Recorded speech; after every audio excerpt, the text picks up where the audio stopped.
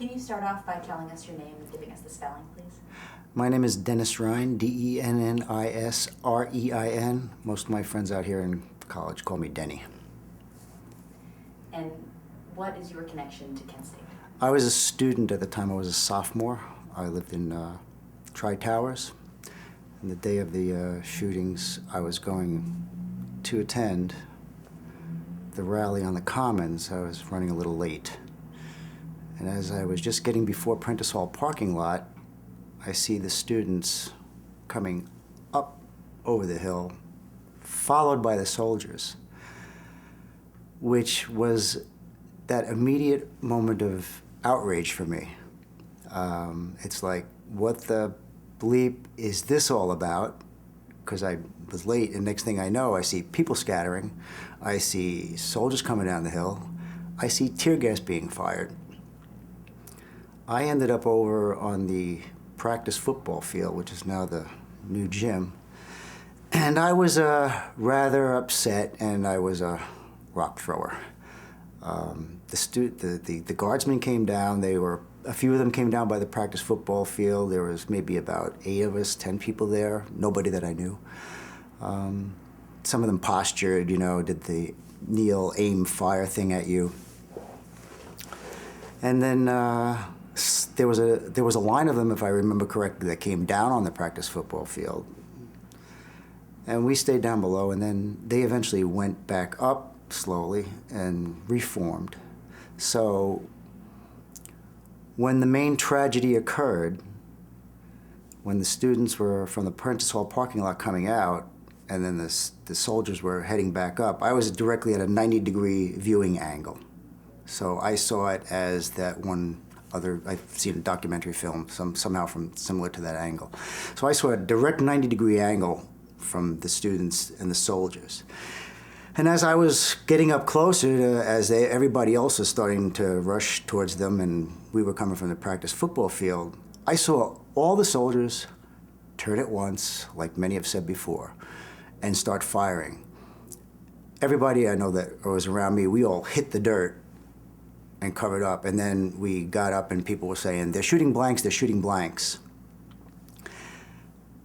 And of course, as we got up to the parking lot and area, we realized they weren't shooting blanks. And it was pretty traumatic, needless to say. Everybody's milling about. You're extremely upset. You don't know what's happened. You see this pool of blood around Jeff Miller, who I was just acquainted with. I think I had met him just a few weeks earlier when a bunch of us had gone out to the quarry on 43 for a party, and I didn't recognize him. I just saw people gather around trying to help some other people. I saw Dean Kaler being tended to. He was a person who had lived in my dorm, so I recognized him. And it was just the typical shock of everything from what you saw that went on at the time. And then, for some reason, I went over by Jeff's body. Like I said, I didn't recognize him. And the reason I want to say this, because it's really not important in the whole context of what occurred, but just to validate the fact that it had been said before that there was one shot fired afterwards, which was never validated. I can guarantee you there was one shot fired afterwards. I had put... By the guard? Yes, by guardsmen. I was in front of Jeff's body, his head was in front of me, so I was facing towards the practice field, because his body was this way. And for some reason, I put my hand on his back if there was supposedly going to be some other sign of life, which was ridiculous. While I was kneeling down and did that, shot was fired, hit about 4 or 5 feet to my left.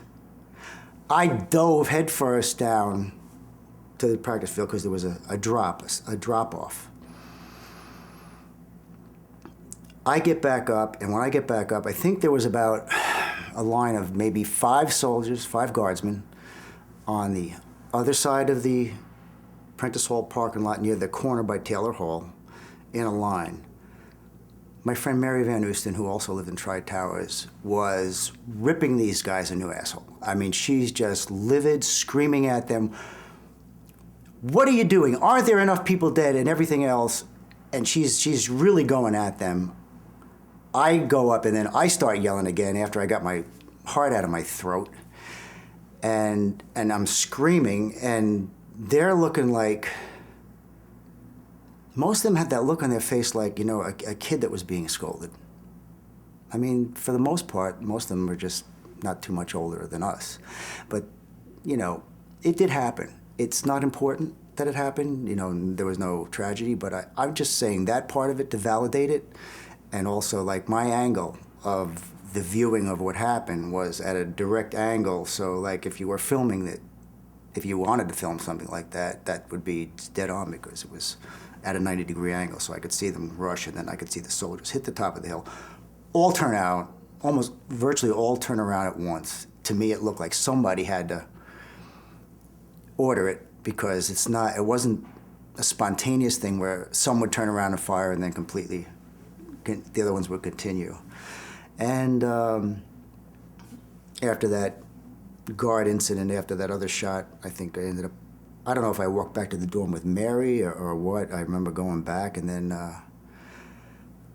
we went into the pit in Tri-Towers, which doesn't exist anymore. And we're sitting around, and there's about 8 of us sitting just in the pit. And then one of the guys, Al Bizard, who used to date Sandy, said, Denny, he goes, Sandy was one of them. And I'm in shock because she would be one of those people you would never expect to have even been in the area or a situation for something like that. And a lot of students were going, and that's what she was doing, going to class that day. And then Jeff, I didn't really know that well, and I also seen Allison. I knew Barry Levine, her boyfriend, a little better from the dorm.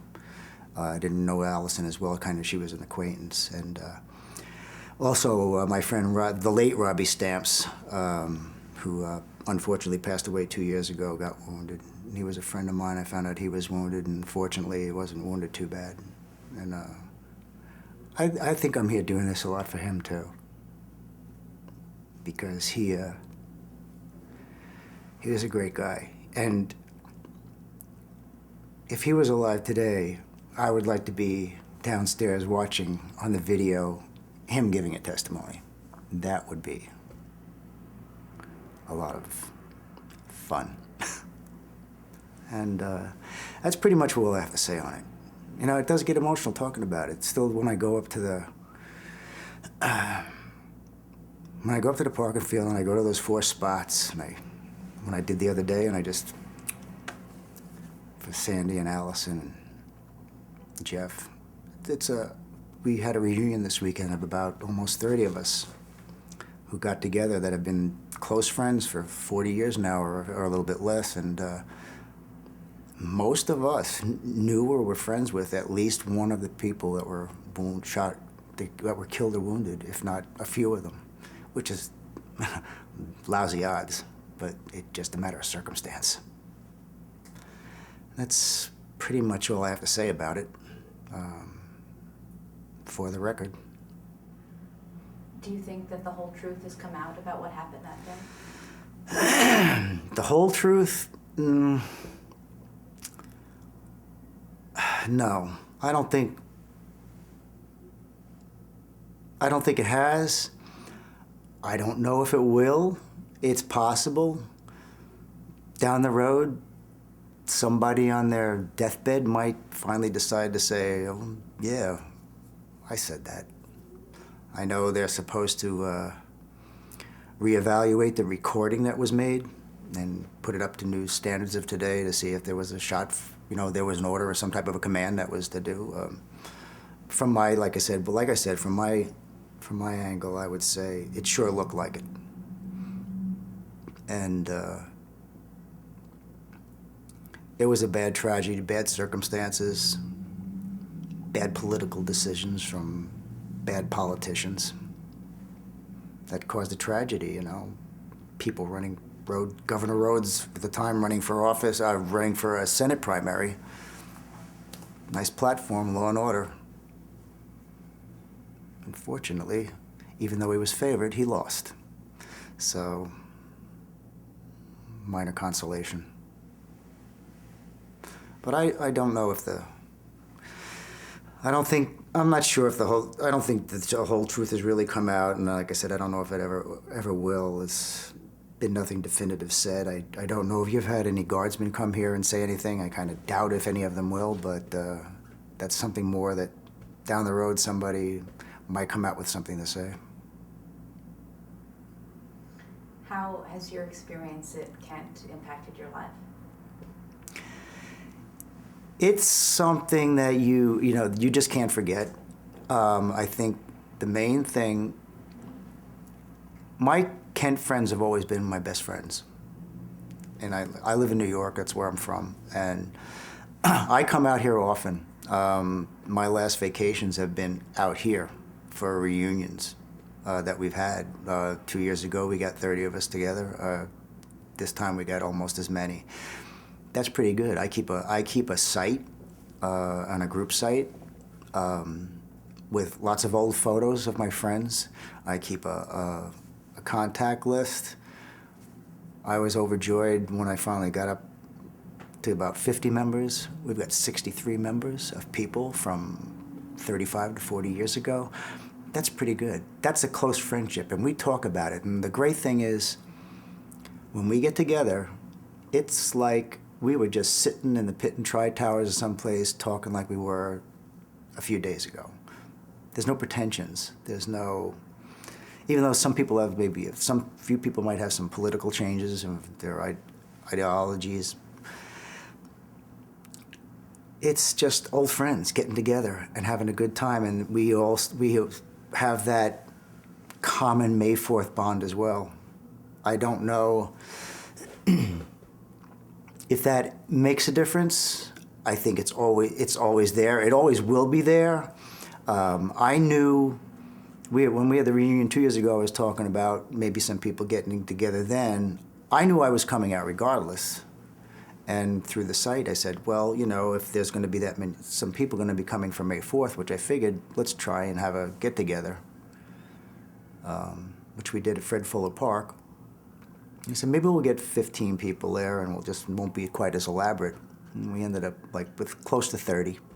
And most of the people, unfortunately, because May 4th happens during the middle of the week this year, we're only in yesterday and today. A lot of them need to go home. They have jobs. And they came in for the gathering because it's like seeing old friends. And I ended up seeing another 5 or 6 people that I hadn't seen in 39, 40 years.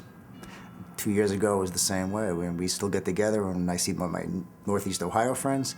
But it's always there in the background. I talk about it sometimes, and my job is relatively new, the one that I'm working at now, and you mention it, and people go, I was a student at Kent State, and they go, yeah, kind of know a little bit about it, So I don't get into it too much. I have a 19-year-old daughter that's in college. Doesn't keep in close contact with me much, but I forward some of these things to her just so she knows the history and knows where I've been at. I've never asked for an opinion.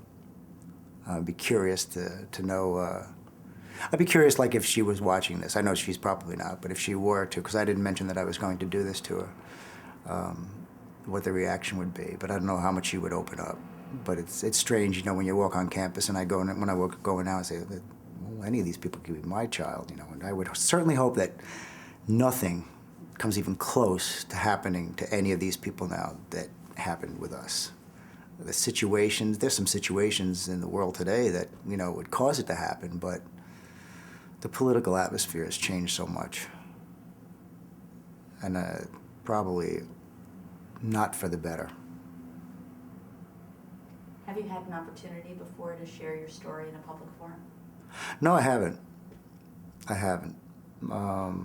I've never really had any true desire to do it. I've never really told too many people before about that that one firing afterwards, because it would seem to to me, I was always afraid it would seem more about what happened to me as opposed to the whole situation. But I remember seeing like I said before, I remember seeing a documentary that somebody did about the shootings a couple of years after, while I was on campus, and somebody in that documentary did mention that there was another shot fired after, one shot fired afterwards. I said, thank God. Somebody out there really knows. And I'm not positive. I think it may have been Barry Levine that was on camera that said it. I think, but I'm not positive.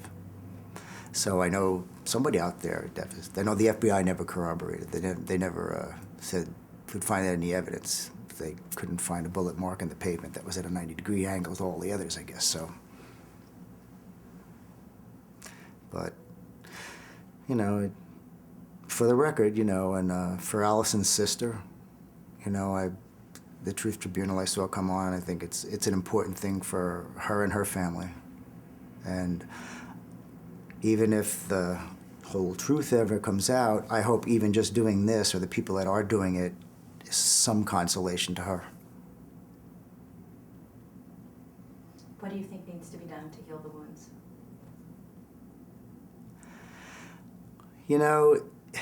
It's been 40 years. They say time heals all wounds, and conversely, wounds all heals. But that's a matter of the individual, is to let go of the anger or let go of the sorrow.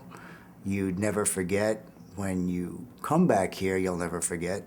It just brings up that day and everything. And it's like anything else, like I said, when I see my old friends, it's like we talk to each other like it's yesterday. Well, you go back on that campus and you go to that spot and you look at those areas, despite the fact that the physical terrain of the campus is so much different than it was then.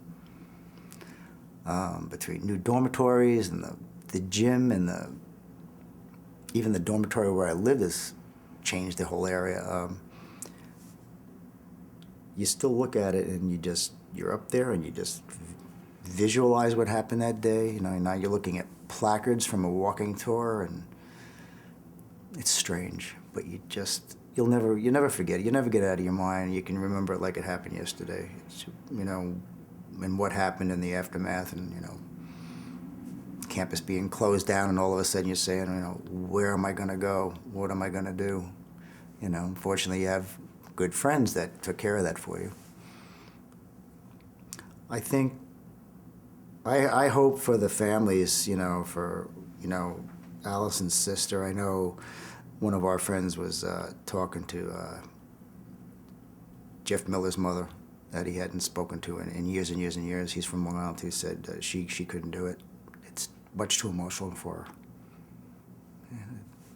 Easily understood. You've lost a child, was shot down in the prime of their life. Does that ever heal? No, I don't think so.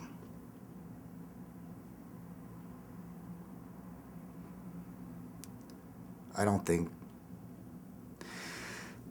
there's too many people crying out for the justice of it anymore, as far as, they want to blame somebody or anything. I recently read something that Alan Ken Forrest said about the audio tape, saying he says, even if it came out of something, I don't want to see any guard indicted or prosecuted or anything. He says, I just want the truth to come out. That's what we can all hope for the most part, is for the truth to completely and finally come out. I pray to God it finally does happen someday, in my lifetime, hopefully, but who knows? I guess my only last question would be if you could speak to a member of the National Guard that was present that day and invite them to share their truth. What would you say to them about why that would be important? I think it would be important for them as well, as because it's like, let the truth be brought out.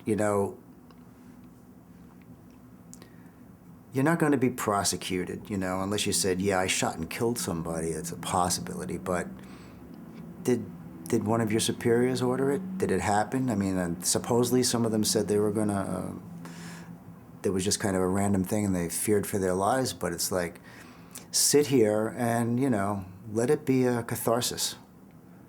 If you need to, if you're holding something in, don't hold it in, let it out. Come here and let it out. You'll feel better for it. Let us know the truth. Don't worry about any consequences. Just do it for yourself. Do it for the families, and most of all, do it for yourself. Let us know what happened, Were you one that were on that side of the park, that was on that other side of the parking lot that fired my direction? Did you specifically aim at Jeff Miller or somebody else? Or, did you raise your rifle in the air and fire above? Which, I could see from the angle that I was that some of them obviously weren't firing at, but above. So, come here, get it out of your system, and let us hear the truth of what you have to say, and let it bear upon the overall truth.